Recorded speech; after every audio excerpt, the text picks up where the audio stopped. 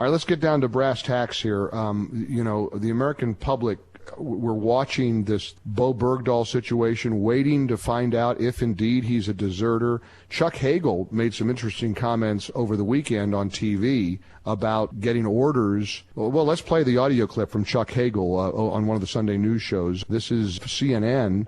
Chuck Hagel saying that he was pressured to release terrorists at Gitmo. Let's listen together. I have the responsibility, and I play my own game here. And that is because by law, I am the one official in government charged with certification of release of detainees. I take that responsibility very seriously. Have you had pressure? We've had a lot of conversations. With the White House? Yes.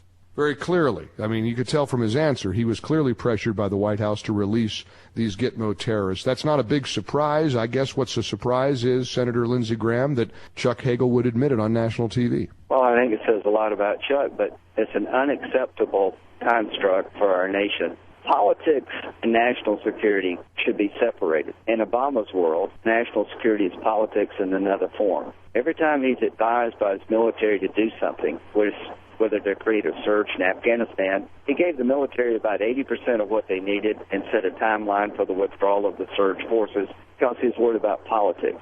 He's made two campaign promises that are beginning to haunt our nation. One, I'm going to pull all troops out of Iraq. He was advised by the military, Mr. President, we need a residual force, but he was hell-bent on fulfilling that campaign promise of ending the war in Iraq. And what he's done is he allowed ISIL to come out of the ashes of al-Qaeda in Iraq. As to Bergdahl, this man, if he's charged with a crime, will get a fair trial. I would not have done this swap for a Medal of Honor winner. Number one, the end of hostilities argument doesn't make sense here. We lost 3 Americans last week to the Taliban. Hostilities in Afghanistan are not over. This is the place we were attacked from on 9/11. So to argue that the war is over, it's time to swap prisoners, defies events on the ground. But as you just said, you wouldn't have done this deal. You wouldn't have traded 5 Taliban commanders for a Medal of Honor winner, much less Bowe Bergdahl.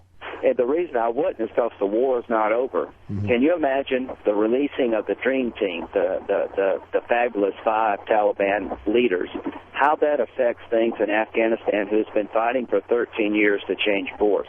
Can you imagine what a young woman in Afghanistan must think of our government releasing the 5 guys who collaborated with al-Qaeda to strike our own nation and create death squads that put women in soccer stadiums? Can you imagine what it's like if you're a coalition member now, an American soldier, to hear while you're still in the fight, your country has just let out 5 of the top Taliban leaders who conspired with al-Qaeda to attack our country? If I'd been president of the United States, these people would still be in prison. And here's what happened. He saw a political opportunity to use a concept called leaving no man behind. It is a concept in the military that we don't leave our people behind. That is a worthy, noble concept. But something that trumps that is that you never undercut the war effort. He knew that these 5 are so hardcore. They were leaders of the Taliban who conspired with al-Qaeda and bin Laden to attack our country, that he could never get rid of them otherwise. So he saw this as an opportunity to seize the moment and attach himself to a noble concept that we